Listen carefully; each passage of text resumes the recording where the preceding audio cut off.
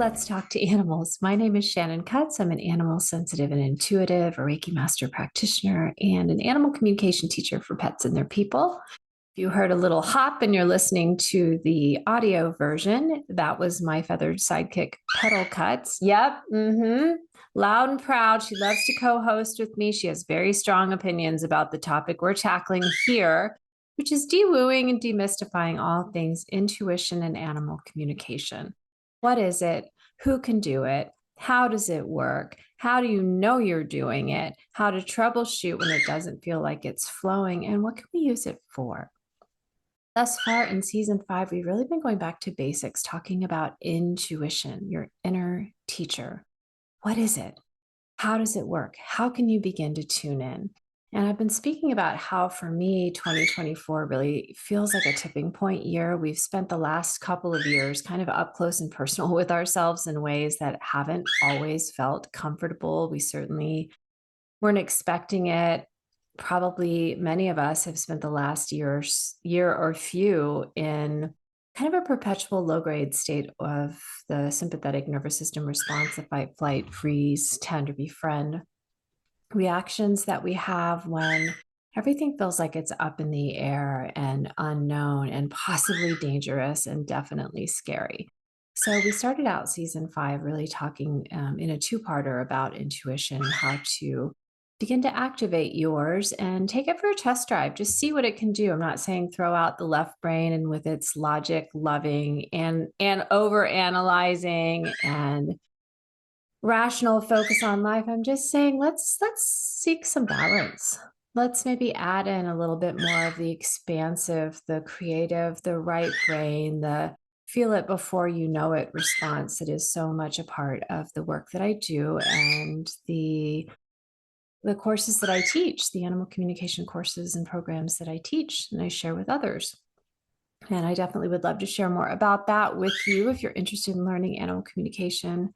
We would be delighted to welcome you. But for today, I want to piggyback on our topic from the last, I want to say last week, but this is the last 2 weeks. We're doing these episodes every 2 weeks because it's just me and Petal here in the little podcastosphere. And frankly, Petal's really more the creative lead and I do all the grunt work. So if the episodes are coming out every week, that's twice as much grunt work for me. So 2 weeks feels much more manageable. I do hope you're enjoying season 5 thus far and encourage you to listen back to the 4 previous seasons that we've done as well. And lots of amazing interviews and wonderful and animal loving individuals that are there waiting for you to meet them. But for the last 2 weeks episode, we took a deeper dive into the grief response. What happens when an animal love crosses over? What happens in our bodies at every level, physiologically, emotionally, mentally, at the soul level with our relationship and spiritually, if you will, and kind of how to speed up that initial grief storm that we look at and we see it coming. Sometimes we don't see it coming, but we could just, there's this little heads up that happens in our sympathetic nervous system that goes, oh no, I see that tornado. I see that tsunami. I see that hurricane. I see that earthquake. No, thank you. I don't want any part of that. And that's the part of us in the first stage of grief in the classical model where they talk about denial. And denial is that shutting down against that battening the hatches, that closing of and locking of the storm doors and saying, no, I don't want that. That is not for me. That is unsafe. I don't want to experience that. Come here, my love. You want to introduce yourself to those watching the video version. If you haven't met Miss Petal yet, this is our musical accompaniment for today's podcast.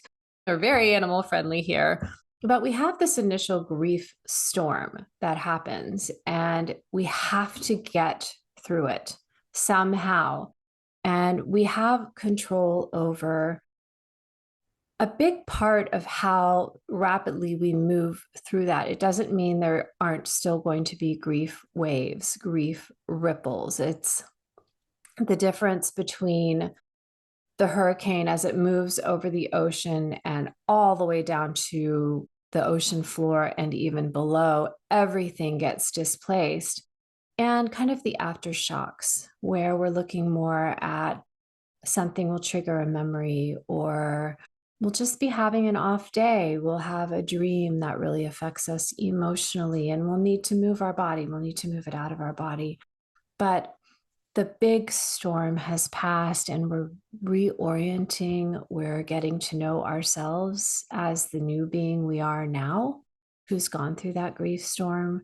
We're hopefully anchoring back into the part of us that is very brave for having weathered that storm, very strong for having chosen to face it, to walk through it, and to still seek for the highest and best good. And if you're interested in animal communication or you're studying animal communication, to seek for a reconnection, which is really kind of where we focused in the last episode. After we get through that initial storm of grief, that can feel like we've disconnected from our animal love. It can feel like they're no longer a part of our life because their body is missing. And this is something I went through, by the way. If you haven't listened to that episode, it was the last episode before this one. Go back and listen to that as well, because I share a lot more about my personal story with my soul bird, Pearl, who passed a year ago last month. And it was unexpected. He was 24. I had cared for him and loved him. And we had been joined at the beak for 24 years from the time he was a 5-week-old chick that I rescued from a PetSmart.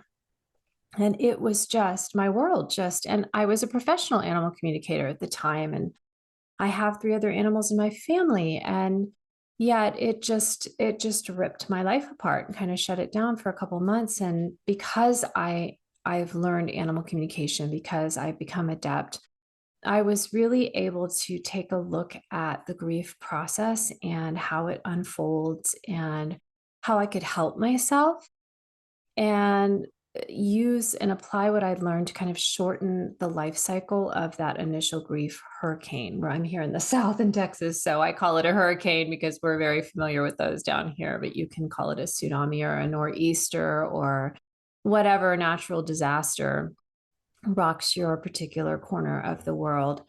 And so I really talked a lot more about that, and also referenced a couple of episodes in late season 4. You'll want to go back and listen to those as well, where I talked about how Pearl reincarnated to me as Miss Petal, who is, even as I speak, rappelling up her enormous cage, her casa here in the great indoors. And she's a very active, just turned 1-year-old baby bird. She's a cockatiel, just like Pearl, and her coloration is pearl. And there are so many signs and wonders. And I share quite a bit of those in those couple of episodes in late season 4, where I really talk more about how I knew that Pearl was coming back to me, how I followed the clues and the signs that he shared with me, the process, what it was like to seek Pearl in his new body as Miss Petal. Really just snapshots of our first days together. Pearl coming back to me as Petal was wonderful, and it has been wonderful. And it's also been challenging at times and sad. And still there have been those grief ripples and those waves. And so last week I was talking with a client of mine who is going through that process right now, and she's seeking to reconnect with her soul pet, and she is really struggling with the grief, and yet visioning forward, wanting to have that reconnection, wanting to welcome her soul pet back in a new body. And she asked me a question that was like a depth charge right to the core of my being. She said, "What is it like living with your soul pet reincarnated? Do you still struggle with the grief?" And I thought, this is something that needs to be talked about and isn't being talked about. I just spent the last year of my life, of our life together, experiencing in real time what it's like living with your soul pet in a reincarnated life, in a reincarnated body? And I can answer that question. So I wanted to make this podcast episode for you in case you're interested in calling a soul pet who's passed into spirit back in a new body so you can have more adventures together. In case perhaps that has already unfolded for you. Maybe you've worked with me, maybe you've worked with another communicator to call your animal and spirit back into a new physical form, and you've welcomed them back into your family in this new body, in this new incarnation.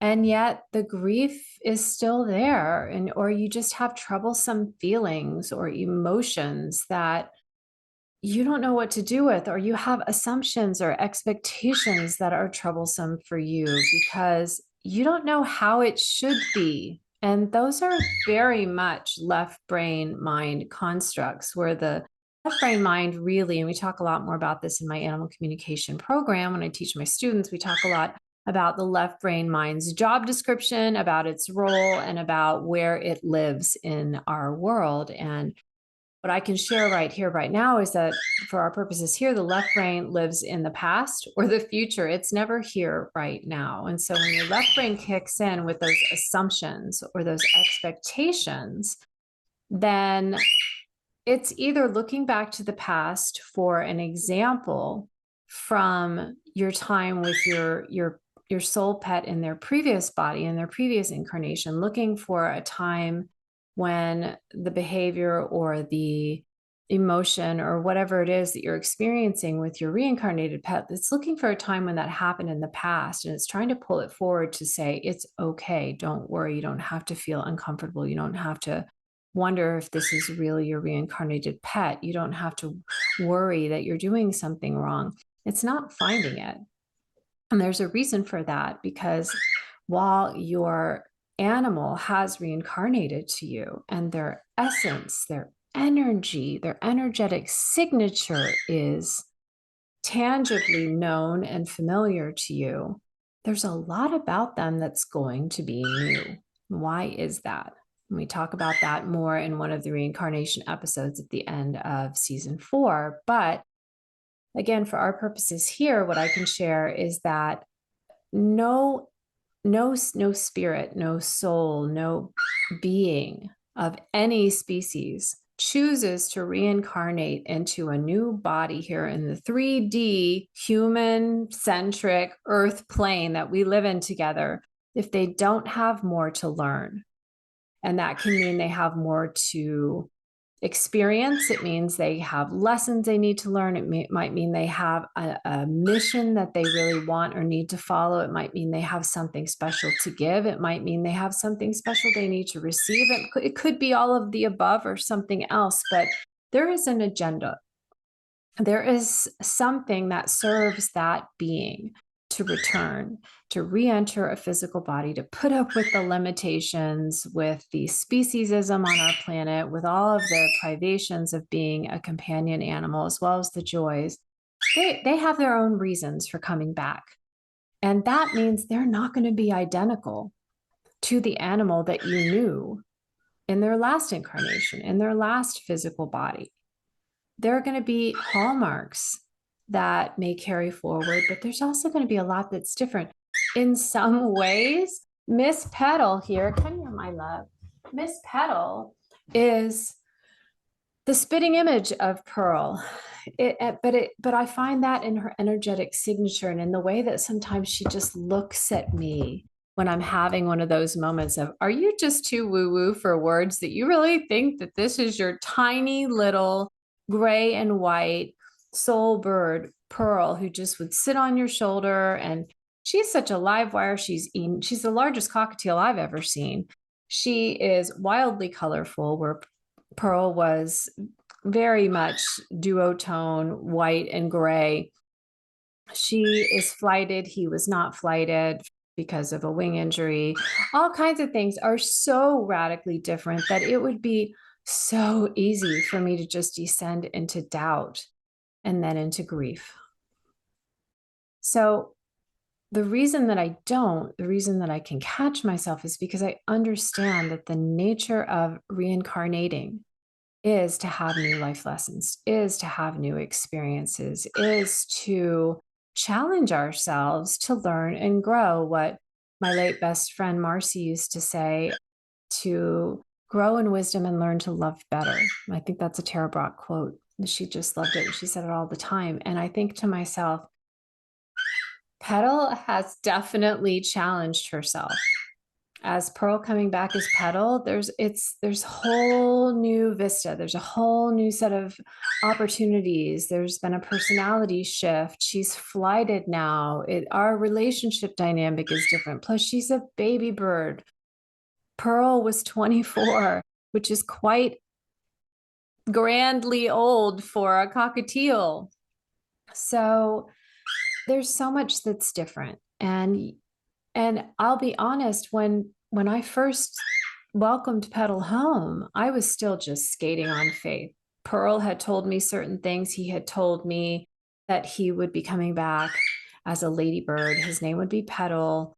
He showed me a picture, an image of a pale, all yellow cockatiel who turned out to be his foster mother, her foster mother. So there were all kinds of signs.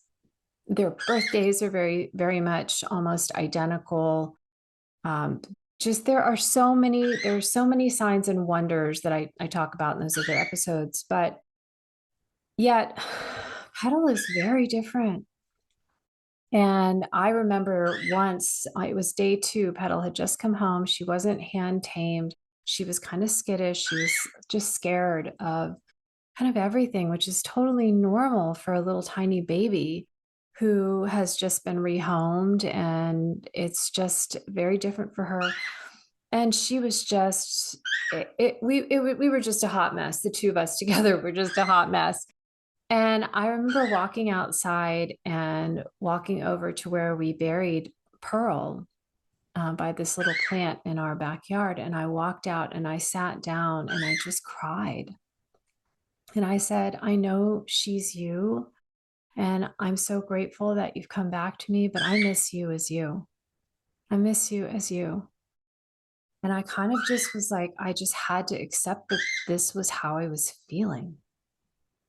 And I walked back inside, and Petal was just, she was just really shy. She was scared. She would kind of flinch, if I would handle her. And it was hard to get her to eat at first because she was scared, and she just was in a little bit of a rehoming shock. And she would wake up really early in the morning, and Pearl would just sleep late. And I've never been a morning person. I'm more of a night owl. So she'd wake me up and I'd come out, I'd be bleary eyed and be like, oh my God, did she eat for 5 minutes and fall asleep? And I remember my mom just looking at me and saying, she's going to be such a great bird. And she just got it. She just understood. She's been through it with her soul dog, JP Morgan, and the dog that we have now, Flash Gordon, who is not the reincarnation, far from it. But I just remember those early days, and there are still times. Petal is just, she's so active. She's rambunctious. She's flighted. And she's a baby. So she's got a ton of energy. Don't you, my love? I mean, she's cute as all get out. And yet there are moments, or I'll come across pictures. It's bittersweet. It's sweet. My heart is open.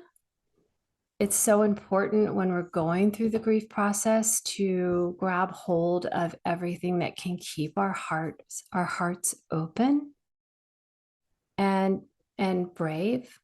And I'll talk more about that in just a minute, because I'm going to walk you through some of the tips and the guidance that I have, that I've taken a look back at the last year of our life together, me and Petal, as she's growing up. She's now just a little over 1 year old. And so we've gone through some incredible growing up experiences. I shepherded her through her first molt and saved every single feather. It's been wonderful. But what is it like living with your reincarnated pet?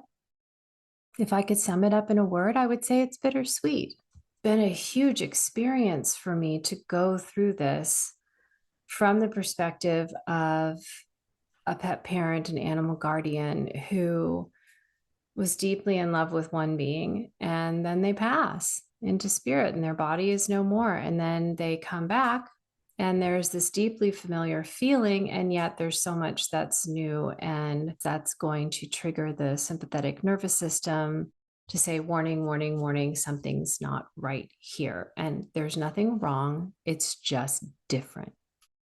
And so that's where we need to start. And I also want to just pause for a moment and say, if you're listening to this and you're thinking, I want to call my soul pet back to me in a new body, but I'm worried about, or I'm concerned about the possibility that I might feel regret or grief or guilt, or it's not going to be the same, I would do it all over again in a heartbeat, even though it's been hard.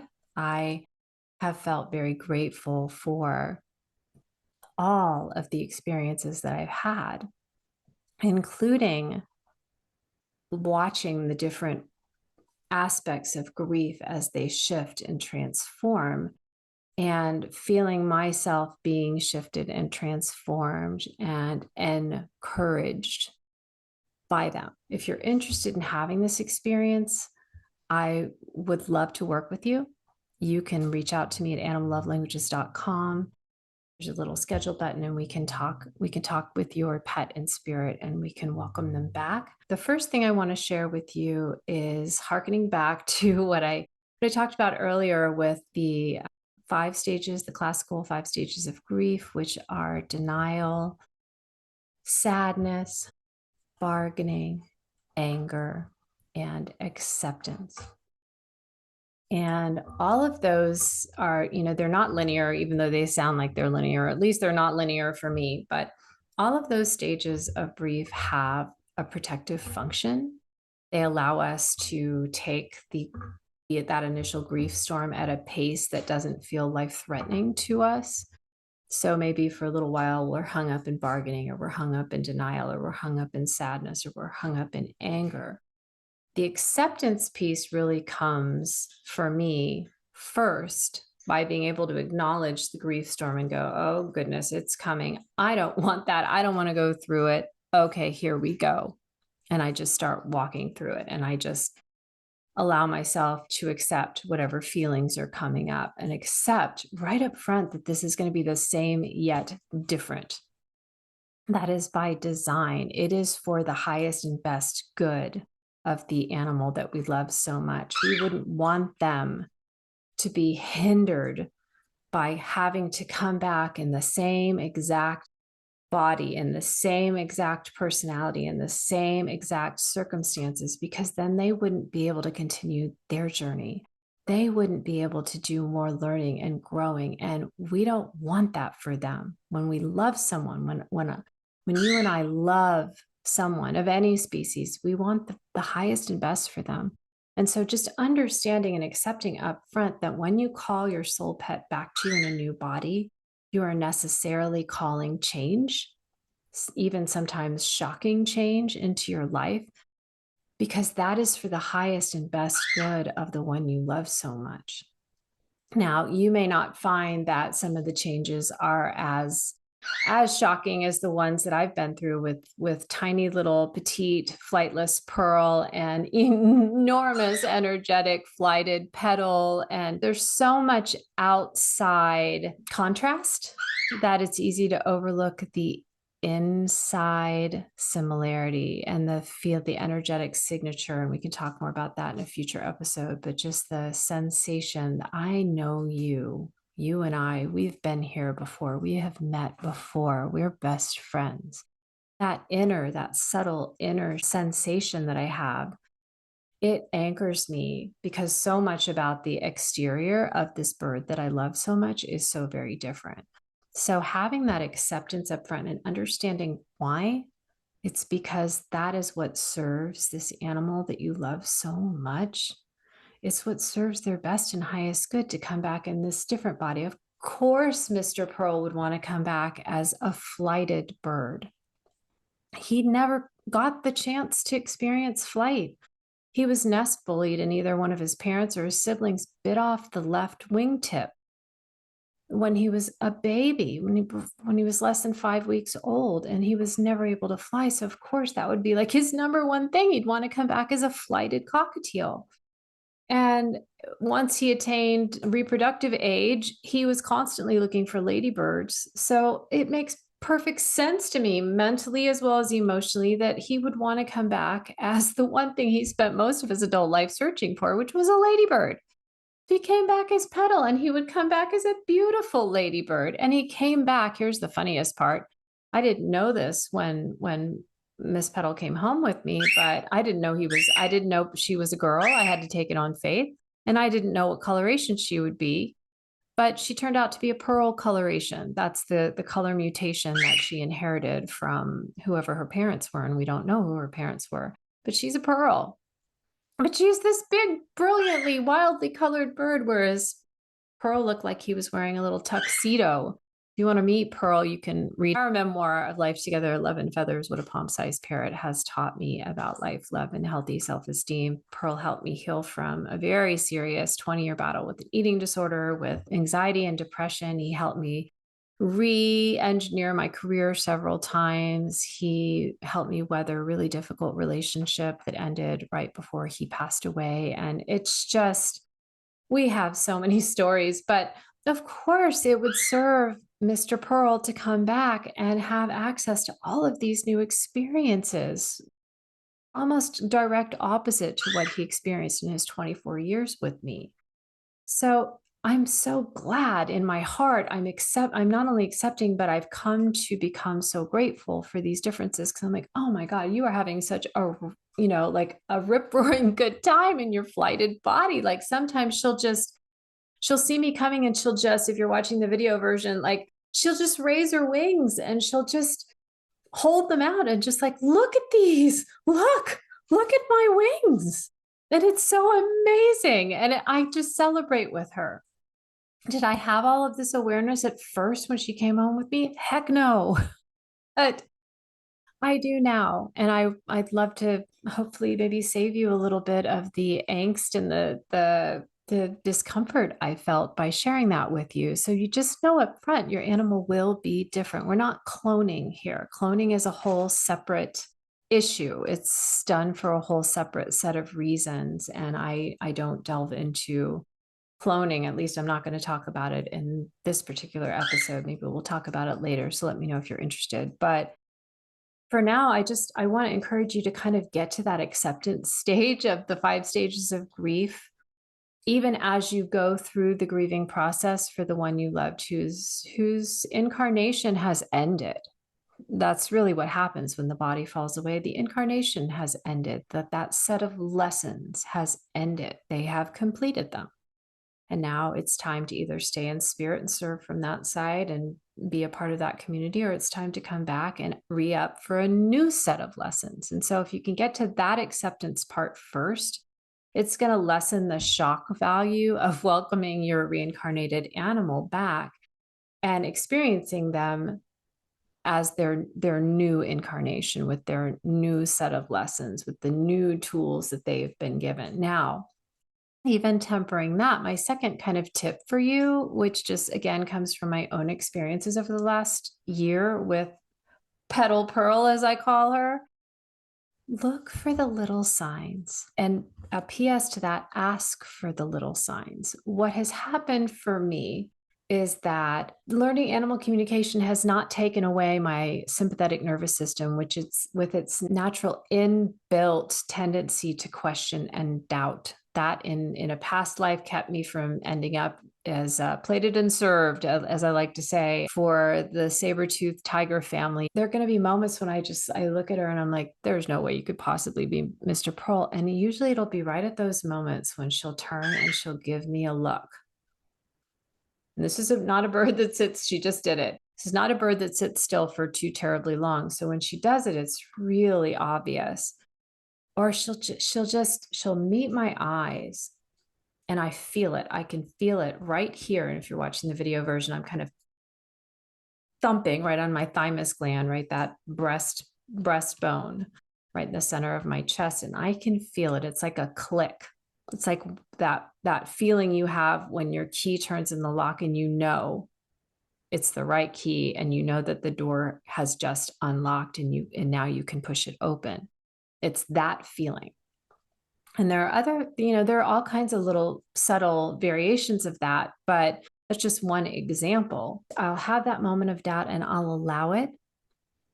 It's natural, it's inbuilt, it's actually protective. There's nothing wrong with feeling doubt. There can be something wrong with getting stuck in it. There's nothing wrong with questioning. I love what Don Miguel Ruiz says. There's in his lesser known fifth agreement, he says, be skeptical, but learn to listen. And I think it's really interesting because one of his other the four main agreements is don't make assumptions. So it's like, he's constantly telling us, feel, don't just think, feel. These have different functions in our life. I have really come to experience with Petal Pearl.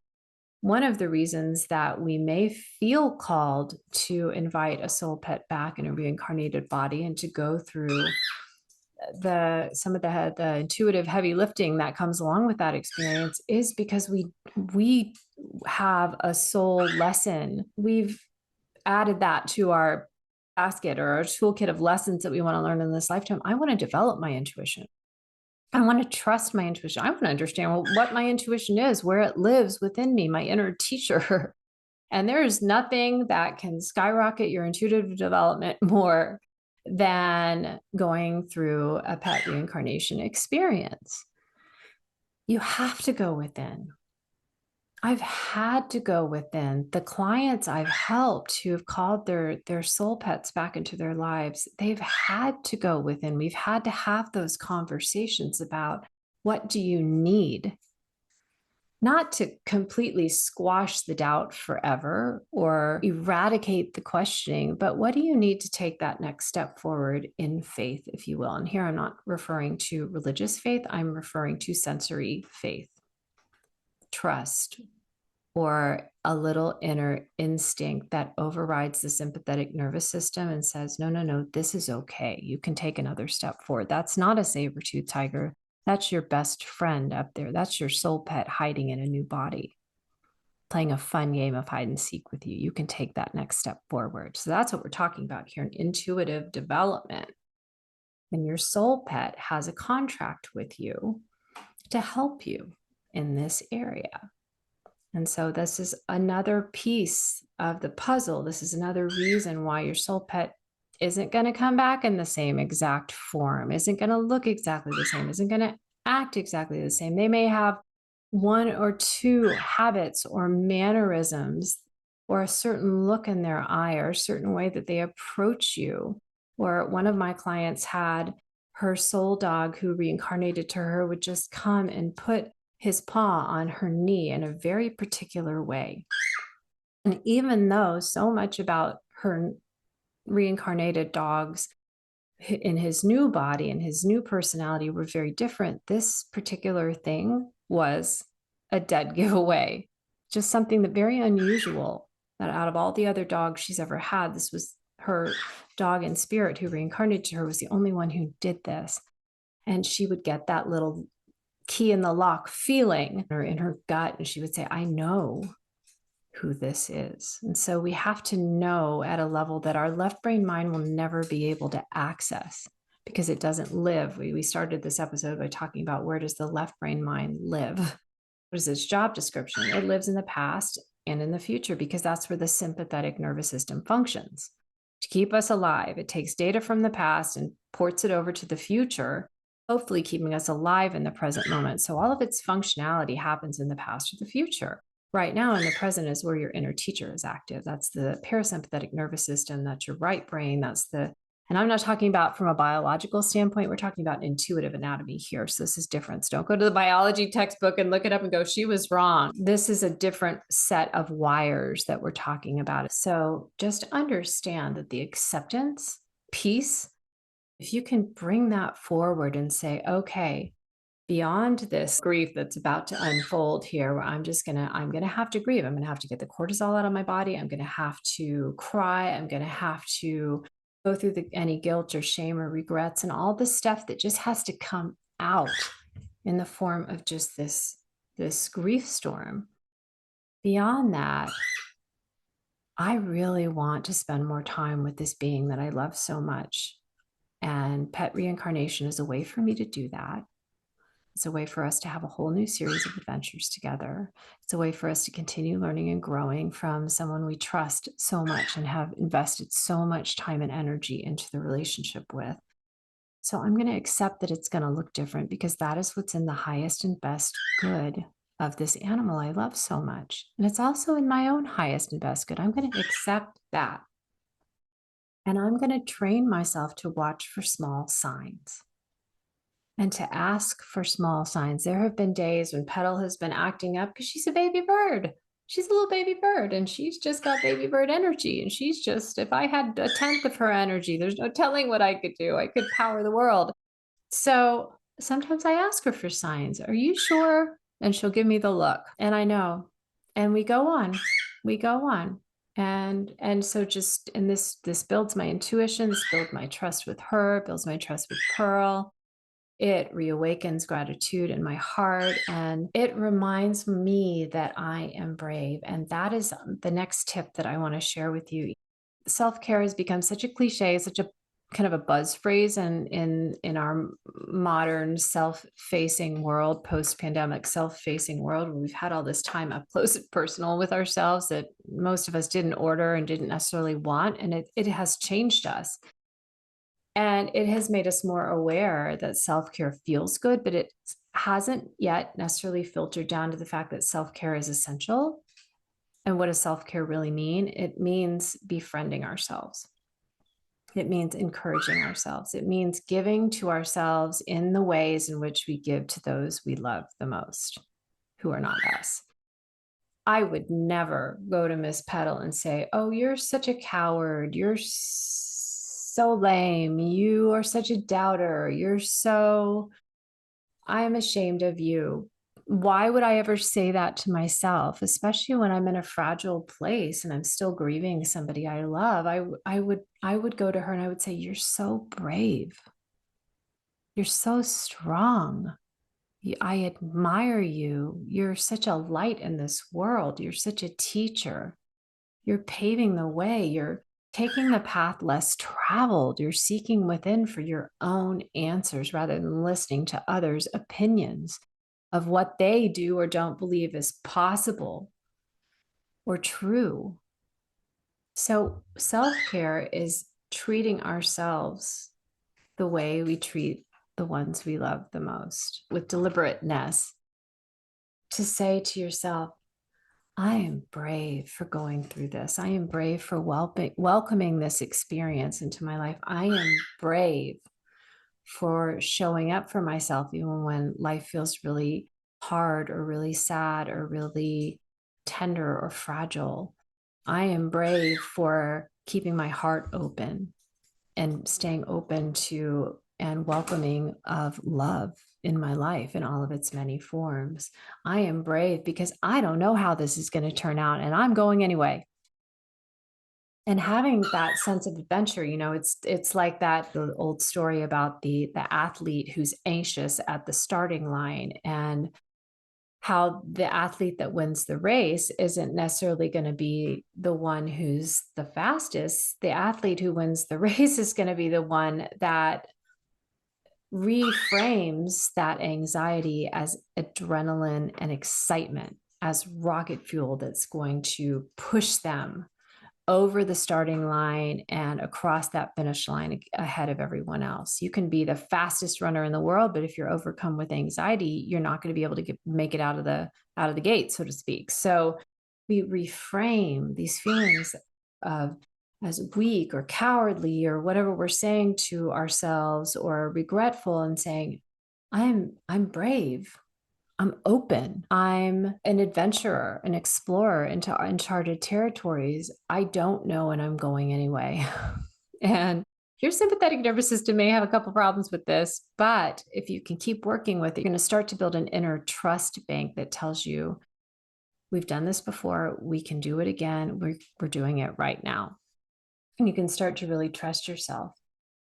The next tip that I want to share with you is really one that I see pet parents shy away from quite a bit. And this in my opinion, is a missed opportunity.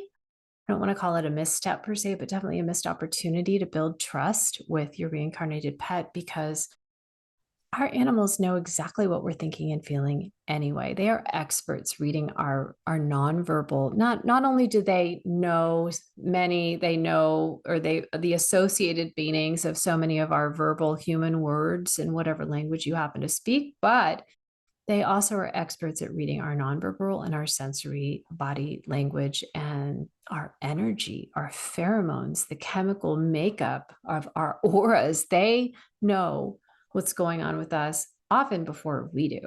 And so attempting to hide anything from your pet, attempting to be dishonest, attempting to say, oh no, I'm not missing you in your other body, in your other form, that's going to degrade the trust that they have in us. And it's going to degrade the trust that we have in ourselves, because we know we're not being truthful. When I say to Petal, I miss you as Pearl, I'm just acknowledging what she already knows, what she already senses.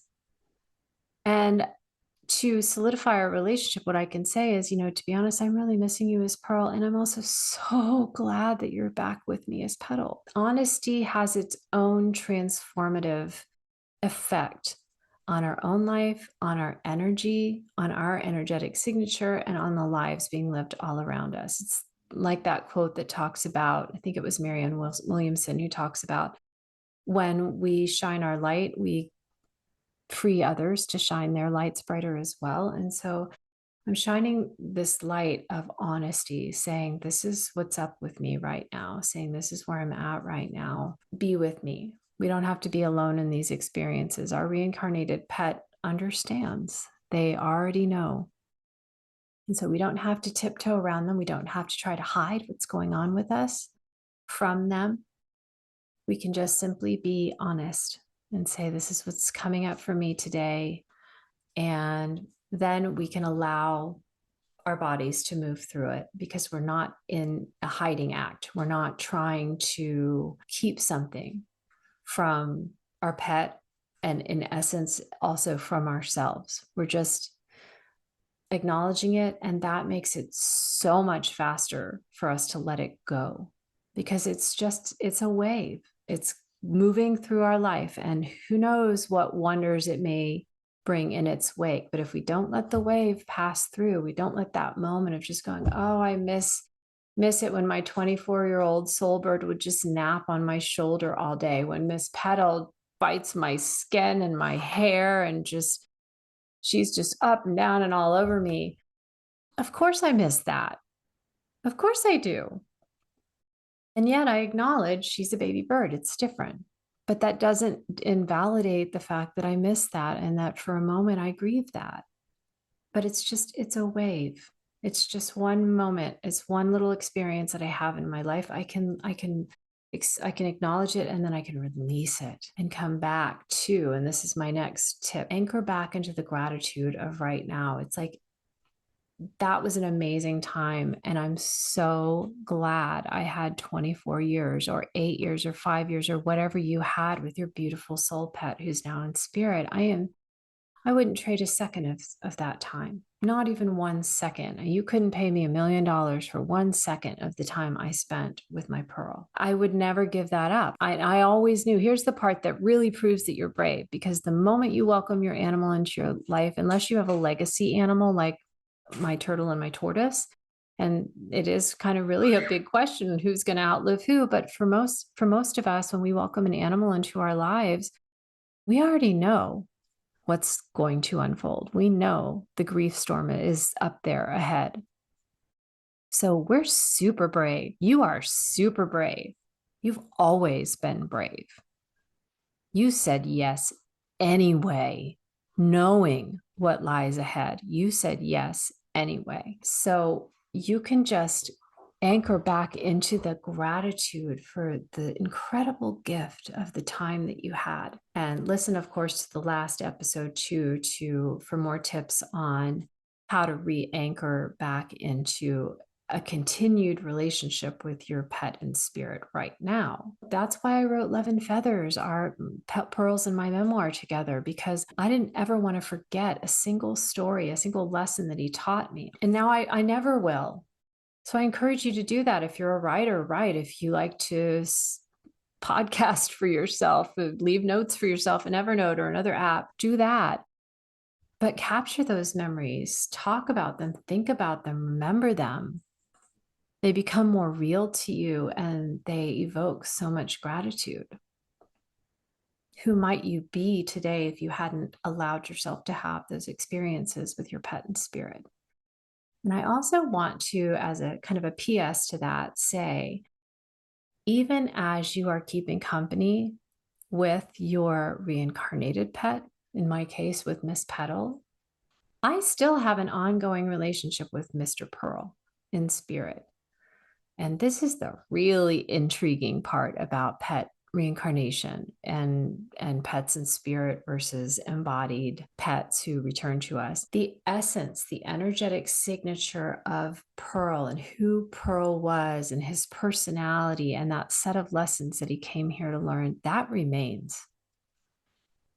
I have not taken down any of my pictures of Pearl. I still have a picture of Pearl right behind this particular laptop as I stare at myself talking to you on the screen. I still have a relationship with him, and he still has a relationship with me. And I often talk with him, and I talk with him and I ask for help with Miss Petal. I say, can you please shift the energy a little bit here? Can you please help me understand a little bit more deeply what you're experiencing as her and what she's going through right now and what lesson she's trying to learn? That we have all these different facets to our lives. We do live in a sliding doors reality. Our reality in this particular moment, in this particular body, at this particular instant in time is just a sliver of all that we are. I stay open to the fact that if I feel a relationship, if I feel a connection with someone, it doesn't matter if their body, if their physical organism is alive and functioning or deactivated. That relationship, that bond remains. If you welcome your reincarnated soul pet back into your life in a new body, that doesn't cut off the relationship you had with them as them. It enhances it. Now you have two beautiful relationships. You have two different aspects of this being whom you love with every ounce of your heart and soul. You get to experience them in two different or maybe in many different ways. And in Petal's case, she was first my soul bird Perky, who came into my life when I was 8. She was then my soul bird Jacob, who had an untimely death at age 3. She was Mr. Pearl, who was with me for 24 years, and now she's Miss Petal. So I've had 4 opportunities in this incarnation alone to experience this great lifelong love of mine. And I still interact with all of those energetic signatures as well. So keep your heart open to all the new possibilities that open up when you say yes to pet reincarnation. Finally, my last tidbit for you is to be patient. Be patient with yourself. I remember walking in after just going out to Pearl's gravesite and crying and just saying, I miss you. And trust me, there have been many, many days when I have done that. And it's been a wave that has moved through me. And I have gone outside, I've grounded on the earth, walked out to his gravesite, had a little chat, walked back inside and kissed Petal on her soft, feathery belly and felt grateful for her presence in my life. And so be patient with this process. Things can feel so slow and so sluggish on this 3D earth plane. The higher our vibration becomes, and the stronger that high vibration becomes, the more we feel the denseness and the sluggishness and the slow pace of life in these physical forms. And as the vibration shifts and lightens and expands on this plane of existence, Those of us who are sensitive to frequency, who are sensitive to vibration, are going to feel this more and more strongly. It's like, oh, it's just taking so long. And it really manifests as impatience. And then for some of us, it expresses as frustration or self frustration and self unkindness and self uncare, which is not a word, but you get what I'm talking about. And so we have to anchor back to being patient. This is a process. This is a part of the bank of lessons that we signed up for in this incarnation, where we have the opportunity to learn this lesson, to be patient through an experience that so few human beings ever get to have, which is I can have relationships with the same love bond in different incarnations. That's one of many magical gifts that our pets give to us, is that their bodies become non-functional and get decommissioned. They pass into spirit. They can come back in a new body and be with us again. And they can open us up at such a deep level to truths about what it means to be alive, what it means to love and be loved, what it means to be in a relationship, that they're mind blowing because our minds literally cannot conceive of them. Only in our hearts can we feel what's really happening, what's really unfolding, and what's really possible. And so I hope these tips, these life lessons from a family of reincarnated pets, I hope that these are helpful and useful to you. I hope that they make sense. It's not always so terribly easy to put my own experiences into concise, clear words, but I hope that this lands. And if you have questions, if you have more questions about pet reincarnation, how it works, what it's like, how to start the process, I would love to talk with you further. I'd love to work with you. I'd love to connect with your pet and spirit, and we can start that conversation. You can reach out to me at animallovelanguages.com. Just hit the little schedule button at the top right corner of the website. You can reach me and we can get something on the book, so to speak. If you're interested in learning animal communication, several of my students in this latest course that I just concluded specifically joined because I offer a very personalized approach to animal communication, where you bring your own pet or pets with you to the class. And we talk a lot more about why that is, but your pet becomes your primary guide, your primary teacher. And several of my students in this last class that I just wrapped up specifically brought their pets in spirit, that they really wanted to foster a deeper, more tangible connection with them. And that was super cool. That added a very neat dynamic to our small group sessions and our live practice sessions. So if you're interested in that, please do reach out to me. You can find me at Shannon at animallovelanguages.com, or over on Instagram, I am Love in Feathers and Shells, or drop a comment in the show notes. If you've enjoyed today's episode, please do take the time to leave a review. It really helps our little podcast. Just know you have my heart, and I am so appreciative and grateful of your time, your love for your pet, and your open heart, your open, brave heart. Okay, all my love, back in 2 weeks. Bye for now.